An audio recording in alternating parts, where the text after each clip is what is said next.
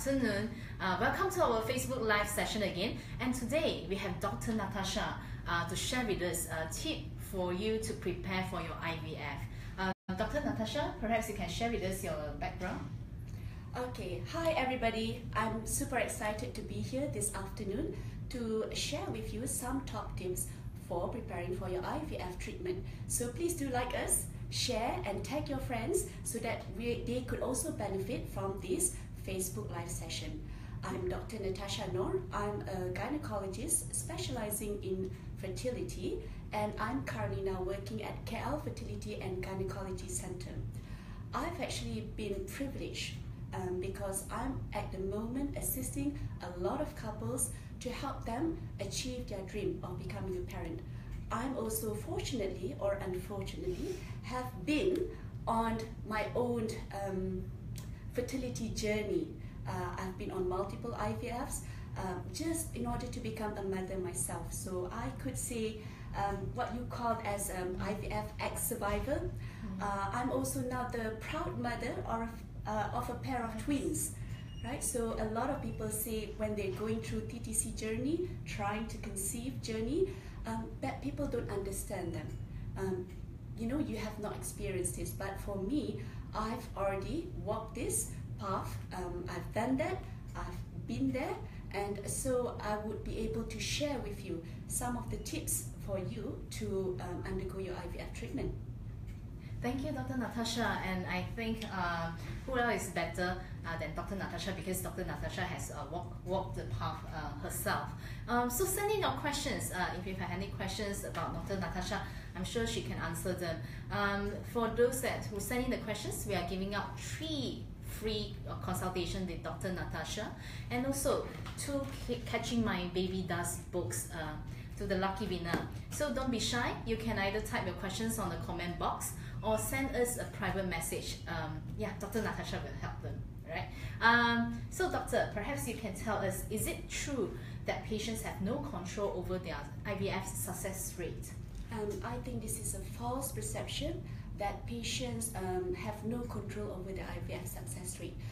Patient, actually if you are planning to go an IVF treatment, you have a lot of things that you should do to prepare, because this will help in actually increasing your chances for an IVF success, and also to help you go through the IVF treatment. Let's say we're preparing for exam. It's similar like preparing for exam. You don't just go into the exam hall and just sit for it. You have months before, perhaps a year actually, students going through to prepare for the final exam at the end of the year. So same with IVF, you should actually be prepared for it. You should take at least 1 to 3 months to prepare for the IVF treatment. So this increases your chance, it reduces your anxiety, because you have an idea of what is probably the steps or what you will probably have to go through during this IVF treatment, right? So I would probably, if you don't mind, I'm going to go through a bit of information on IVF treatment, just so that you are aware. So basically, IVF treatment has 5 steps, 5 important steps. It starts actually with the pre-IVF counseling or treatment, which we shall go into it later. Now, the first one is actually for stimulation of eggs, right? This one you actually do a lot of injections, right? And then you would probably go into, after the eggs are ready, you go into egg retrieval, an egg process where we collect the eggs. This is a daycare surgery procedure, and then we would inseminate the sperm and the egg together in the lab. And the next step, the 4th step, is actually to culture the embryo in the lab, IVF lab. And the last step, but not least, is to transfer the resulting embryo. So there are 5 important steps. So you should be aware of it and what to anticipate. So it helps in preparing. Okay. So doctor, you mentioned just like exam, and students have to prepare before the exams. So how long should a patient take to prepare him or herself for the IVF treatment? Right. Yeah. So actually, because most patients, it is a couple, right? So we're always focusing on the women, also the men. The couple actually should prepare about 1 to 3 months, ideally. right? That involves a few things. Actually, the first one will also be actually have a pre-IVF checkup with the fertility doctors. And once they want to prepare, they should have actually about 4 things they should be prepared. They should be prepared in terms of physically, making a physical preparation. Financial preparation is very important. Also emotionally, a lot of people forget about the emotional, being mentally prepared. And last but not least, choosing the right doctor or IVF team that you're comfortable with, you feel confident with, for you to undergo the IVF treatment. Okay, so is it a must to do a pre-IVF checkup then? Right, like I mentioned before, exams, you do a preparation.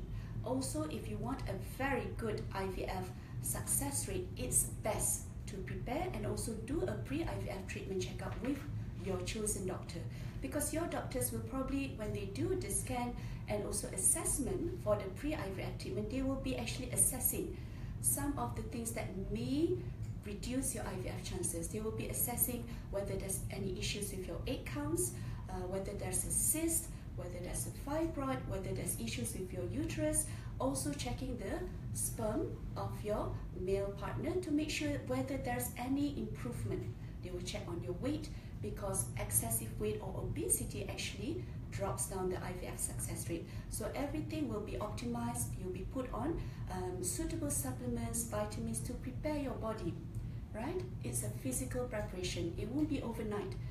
Like I said, probably it will take about 1 to 3 months. 3 months will be an ideal time for your eggs, for the sperm to be then prepared, right? Because they have an egg cycle, sperm cycle production of every 3 months. So it takes time to actually renew the eggs, renew the sperm, and you have a better quality, which actually goes a long way in having a good IVF treatment and high success rate. Yeah, patience is the key. Yes, patients always forget and asking what the doctors can do for them, but they should actually ask themselves what they can do for themselves, because this will actually help them, help the doctor to increase their pregnancy rate. So I usually encourage patients to have a pre-IVF treatment, at least the most minimum, at least the month before, so at least we can check and then make preparations. Okay, thanks doctor. So don't forget to send in your questions, and also like or share or tag your friends in this video. Send in your questions, because we are giving out free consultation. Alright, so doctor, the next questions. How does a patient prepare himself or herself physically before the IVF treatment? I'd liken this to being a gardener, preparing the soil, right, for your harvesting time. So like for us, we are preparing our body, right? The husband prepares so that he produces the best sperm. The woman prepares so that she will produce the best egg. So when actually we pick up during the IVF egg collection, you will have the best sperm, the best egg that your body will produce.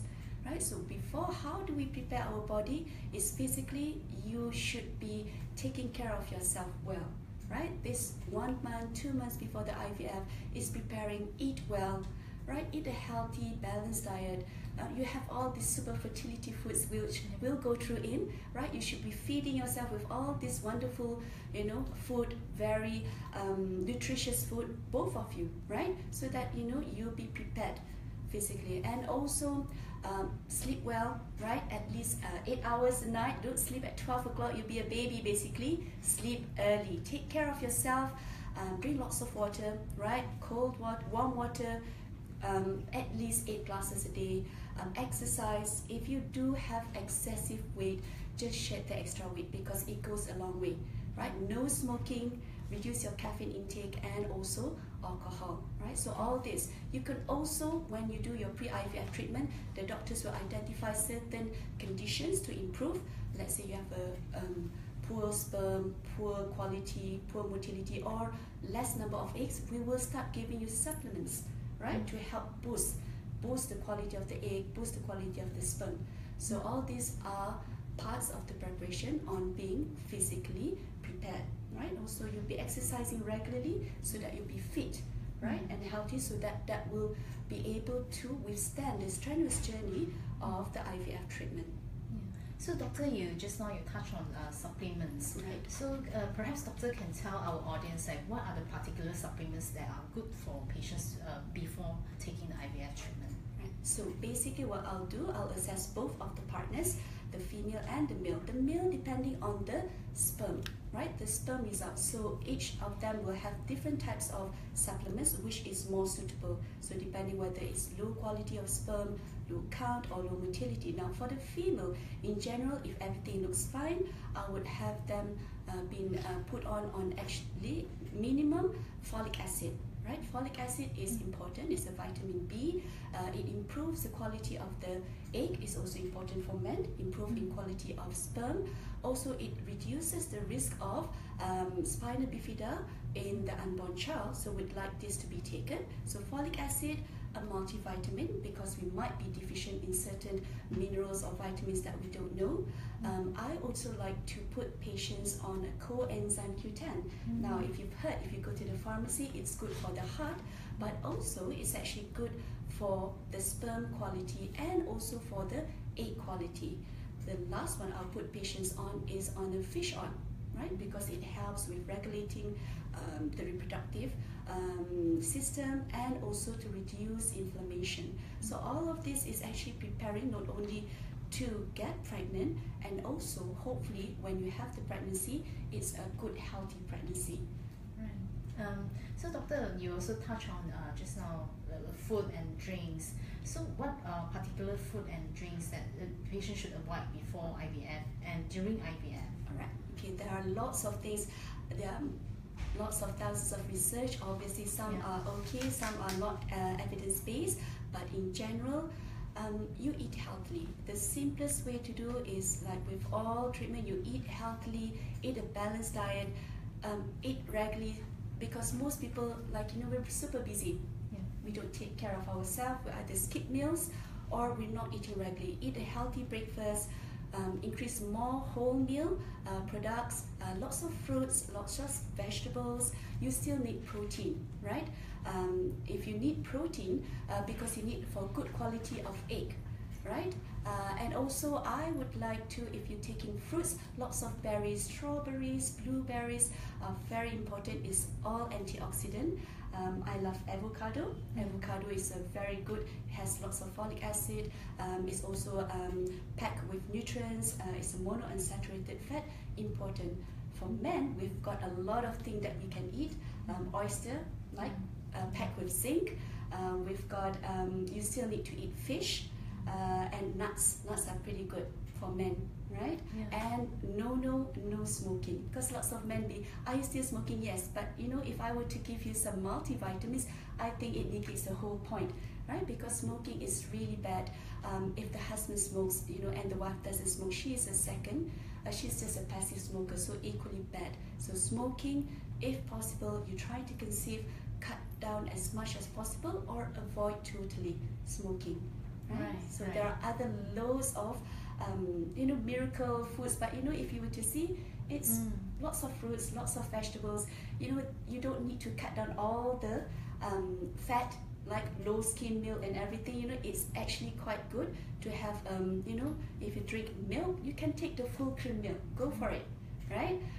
Not excessively, right? It's just moderation is always the key. You can actually have an ice cream, right? 1 scoop of ice cream, why not? Put in some blueberries, strawberries, kiwi fruit, bananas in that, sprinkle with some, you know, walnuts, hazelnut is actually very healthy, right? I'm hungry already. Let's go after this for some lunch break and some ice cream. Yes, doctor, so with the male infertility on the rise, what can a male partner do? Right. Male actually plays a very important role. I usually like the husband to come along during our checkup because he actually plays a very important role. Firstly, of course, for the sperm, right? Not to forget. So he needs to give us the best sperm. So he can prepare in terms of taking care of himself, taking a healthy, good diet, make sure he doesn't smoke, make sure he's also got no excessive weight, and also throughout the journey, he's actually going to be the pom-pom girl to help his wife, you know, go through this can be physically, financially stressful phase in her life, IVF can be like that. So usually they will look towards the male partner to be there, to support them, right? So I would say very, very important. They play a very important role, and they need to know what possibly the procedure is for IVF, so that they understand what the wife is going through. Okay, please send in your questions, because we are giving out this amazing book as well. It's called Catching My Baby Dust. Perhaps, doctor, you can tell us what is this book about? This is a very special book written by the gynecologists in KL Fertility Center, especially for patients on their trying to conceive journey. It tells us at least several different stories of patients or couples trying to conceive, all with their very own individual problem, and they will tell us their journey. Even my story is in there, so just have a look. But it tells us and to give basically encouragement, support, right, to all those TTC, that you're not alone. A lot of people have gone through this, and it's nice. It gives you a lot of encouragement, right, to see people going through, and perhaps you too will have your own story to tell us, and maybe we can do that in volume 2. Yeah, looking forward. Yes, so send in your questions so that you can win yourself an amazing book. So doctor, we have questions from the audience. Can massage or alternative medicine help with patients to prepare herself for the IVF? Lots of patients have been asking this. I do believe in holistic method, right? I believe that IVF is only part of the treatment.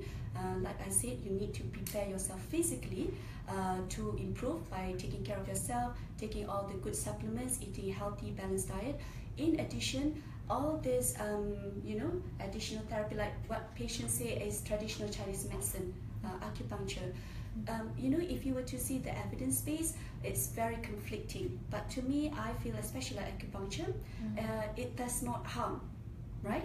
It does not harm, but potentially may be beneficial. So I'm really open if the patients feel that they would like to try, because sometimes studies have shown that acupuncture can help patients' psychology feel better. I don't know how they do it, but also improve the blood flow. So when they improve the blood flow to the reproductive organs, perhaps this will increase not only the quality of the egg, and also the lining and the blood flow to the uterus, making implantation better, right? So especially if you failed your first IVF and there were issues with quality of sperm, quality of egg, or maybe poor receptivity of the uterus, is just poor implantation, you can try all this traditional medicine, acupuncture. Just get your go-ahead thumbs up from your fertility doctor, which I think most of them will be quite happy to say yes, right?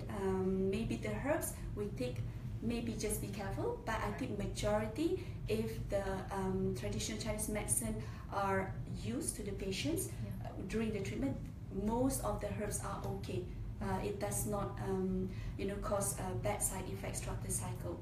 So this is something optional that you could do, even from the male.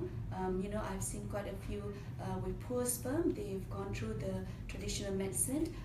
There has been some improvement. So I think it's optional, but if you feel that you've gone through the acupuncture, it makes you stress, you hate needles, don't worry about it. It's optional, right? So it's not for everybody. Okay, so if you feel it's yes for you, you like it, go ahead, why not? Okay, but if you feel, gosh, it's so stressful, taking more time, forget about it, just leave it, right? Then it will do more bad than more good harm, right? More harm, you more stress. Right? So speaking about stress, just now we mentioned a lot about physical, how do you take care of yourself, how do you eat, and how do you drink, and some lifestyle. So doctor, how about mentally? How can a patient prepare herself mentally? Right, this is another important aspect of preparing, right? A lot of patients forget that they actually need to be mentally, emotionally prepared for IVF. IVF is not 100%, it's not a magic bullet. We need to understand that sometimes you don't have a successful cycle, maybe the first round, but you have to be mentally, emotionally prepared to go through this.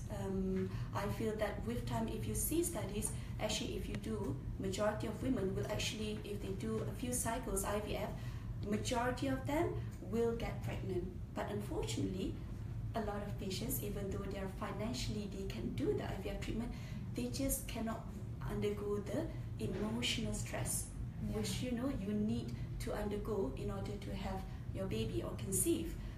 So this one is very important. Find your support group, find your pillar of strength, be it your friends, be it your relatives, be it your partner. Always speak to your partner, make sure that you're always together in this, right? Try to be there for each other.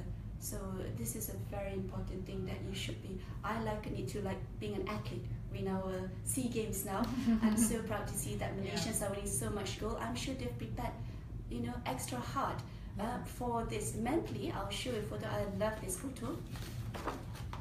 Beautiful macho guy preparing, right? He is preparing for his game. I think for IVF, you also should be prepared for your game, mentally, physically, and mental. It gives you the strength, the extra edge. I don't know why we're winning so much gold. I think it's just the emotional support of being in your own country that is pushing everybody to have gold. Malaysia right? boleh. Malaysia boleh, correct. Okay, we have questions from the audience. Very good questions, so keep sending them in. So before IVF, what type of assessment are important? Right. Usually here, what we do, we'll ask the patient to come, both partners. For female, we usually assess them throughout their natural cycle. Right, I'll usually assess them on day 2 or day 3 of their menses to see what is their baseline number, what's their ovarian reserve. Then I will reassess them when they are so-called in their fertile period, which is day 12, day 13, day 14. Right, at that time I'll assess whether the follicle is growing and egg is growing, assess their lining, and make sure there are no cysts or swollen tubes. For the men, I'll probably assess the sperm. Right, that's important, and do a blood test because you're trying to get pregnant. We will screen you for infectious disease such as Hep B, Hep C, syphilis, HIV, which is important, right? And also we'll assess, make sure that you're not anemic, and screen, make sure that you don't have thalassemia, right? So all these are important. It's actually prenatal assessments, so that not only you're successful throughout your IVF treatment, that you'll have a healthy pregnancy. Right. So how long does the duration for the assessment test? Alright, assessment, depending, some people will take longer, but if you have a shorter time, I will probably take at least 2 assessments. First done during your period, day 2, day 3, day 4. The second assessment is probably during your fertile period, day 12, day 13, day 14. So all of those tests and assessment could have been done by then, and then that gives you 1 month. But ideally, we'd like to see you 2 to 3 months beforehand, right? Because sometimes we put you on some supplements which needs time in order for it to and give the outcome that we want. Okay. I guess there's no fast and furious in fertility journey. Yes. The faster you feel, the only thing I feel you can't force. Like, if you're studying for an exam, you're studying for a master, you'll be go, I'll do A, B, I should get C. Unfortunately, in fertility, sometimes it backfires. So for me, just prepare yourself, and then you should relax, you've done yourself, and let things happen naturally, right? Or if you need treatment, just go with the flow. Don't stress about it. If there are bound to be bumps during the IVF treatment, hurdles, just take a deep breath and just move along, right? And don't be stressed out about it, right? There are bound to be, but most of the time, if you prepare well for your IVF treatment, the outcome will be generally quite smooth, right? Okay. So should a patient fast before the assessment? We usually advise patient accordingly, but in general, the assessment for the blood test, you don't need to fast. Right? So sometimes when I see them on their 2nd day, 3rd day, I'll take the blood test, but once during the reassessment, some patients need to be screened for perhaps whether they're diabetic, so they need to fast. So that will be done on the 2nd assessment. So don't worry, don't need to come fasted during the first assessment. Yeah. So another questions from the audience, very good questions. So Dr. Natasha, you are the one behind Ivf Ivf KU. So what's the difference between IVF and also Ivf KU? The way we stimulate patients, there are different regimens. I would like to divide it into 2 categories. You would say as a conventional IVF and what we call as low intervention IVF. So when we stimulate patients for IVF, we actually need a good number of eggs, right? The number, usually people quote 10 to 12 eggs, but actually for us, the ideal number is probably 7 to 8 eggs, right? So different women actually, for the conventional IVF, we generally stimulate patients with multiple injections, and this would be daily injections of hormones starting from their day 2 of their menses throughout the IVF treatment. And this probably will take 8 to 10 days, right, in order for them to sufficiently generate the number of eggs that is required, right? It's 10 to 12 eggs. But some patients actually don't need that. These generally are the younger age women because they will have a good ovarian reserve, or perhaps their problem is not them, or maybe it's due to sperm, and also they are in general in the ideal age group, ideal weight, right? They don't have excessive weight or obesity and have regular period. Now, when I see these patients, actually you don't need to stimulate them that much. So this is the idea behind the IVF Q, where you use low cost. It's lower cost because use less hormones, right? But actually patient is also patient friendly because you have less injections. You'll be taking tablets more. So there are a few, so the main difference is how many injections you're using, right? So some patients, they don't need to use a lot of hormones, but what I do, I assess patients, right? Some patients, even if they're older, they actually have a better ovarian reserve. Or sometimes they're younger, when I see them, I say, look, you're not suitable. Because at the end of the day, we want the best outcome for patients. So sometimes it means using a lot of medication or the normal standard conventional treatment for IVF for some patients, right? So unfortunately, that's the case. But in some patients, if I assess it, look, you can go for the IVF Q, you're suitable, right? In general, I need to assess the patients so that I want the best outcome for the patients, right? So the patients cannot say, I come in and say, doctor, I want to be on IVF Q. You can. Let's assess whether it's suitable for you, right? Of course, I'd like, cost is an important thing. In Malaysia, it's expensive. Patients are paid out of their own pocket. This is a fact that we cannot deny. But of course, the cost of IVF treatment, it is expensive, right? A third of it is due to the medication used, and also the others is because of the lab.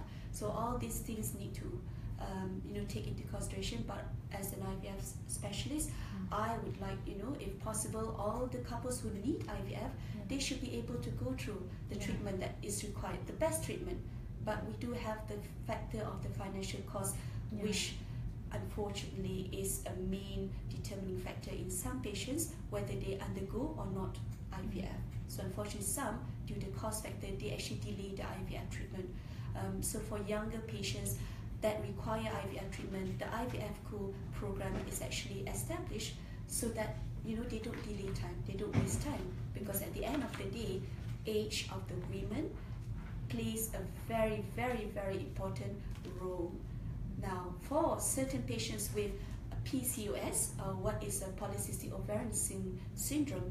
Now, in polycystic ovarian syndrome, these women have a lot of follicles, but they are a bit resistant. So it depends on the patient. Some PCOS are okay with the IVF Q, some are not okay. Even if they go conventional treatment, right? They actually need a higher dose, right? So this one, after assessment, I will say, okay, I think we can try, or I think, look, this is not suitable for you. Let's go to a better regimen, which will give you the number. Because at the end of the day, one of the factors that determine the outcome of your IVF is how many eggs that you get, and is its quality or not. Because if you have less eggs, then less will be fertilized. Then you have less number of embryos to transfer. That would drop your IVF rate. So financial is actually one of the important factors the patient should consider before going to IVF, is it? Yes. Okay, doctor, perhaps you can elaborate more? Elaborate more on the financial part. Okay, financial part, so you have to be prepared, because a lot of, you should take into consideration what is your financial budget. Don't be stressed out. You find out that's one of the information that you need to know. one of the information so that you'll be prepared, you will be stressed throughout the IVF treatment, because different people, we need different things. So there'll be additional costs. So when we give you information, keep that as a basic. Like say, in general, it'd be 18,000. To me, to be very safe, I will keep 22 to 25,000 in hand. Extra money you don't use, give it to the baby. Hopefully, right? You will need money anyway. You will have to start budgeting for your family as well for further future purpose. That you might have a family, you might have twins. Right, like my doctor. Yeah, and then you have lots of costs that you need, double everything, right? So you need all this money. You have to be prepared, right? So patients need to be aware financially. Look, how much are they? This one, and always prepare surplus, right? Don't just num, right? And then you be so stressed out, you be so angry with everybody. We also feel it's very difficult. All right. Yeah. So we have one more questions from the viewer. This viewer asked about the DHEA supplement. So how can it help to improve the IVF success rate? Now DHEA, maybe some of you may or may have not heard about it. It's basically a supplement. It's a mild testosterone hormone which are given to certain patients, not all patients. It's generally been given to patients with poorer ovarian reserve. This could be younger women or older women, but in the hope that this supplement could balance the hormone and increase the number of egg count, right? So if we have more eggs, perhaps we collect more eggs, then they'll give more embryos and higher success rate for the IVF. Now DHEA, sometimes it works, sometimes it doesn't, but in general, choose the patient well, we'll start on the treatment to hopefully improve the number. And some studies have shown that it may help, especially in older women, to have better quality egg, right? So talk to your doctor about it.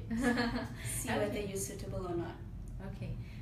So thank you everyone for watching this session.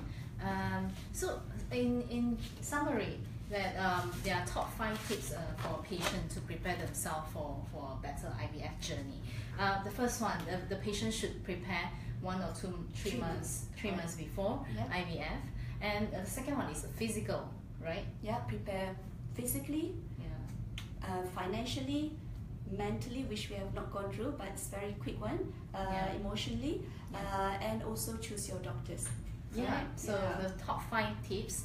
And thank you everyone for watching, and we are going to contact the winners for our free consultation session, and also the book winners. Okay, if you have any questions, don't feel free to private message our Facebook page, and also the doctor will answer them accordingly. Okay, thank you everyone for watching, and bye.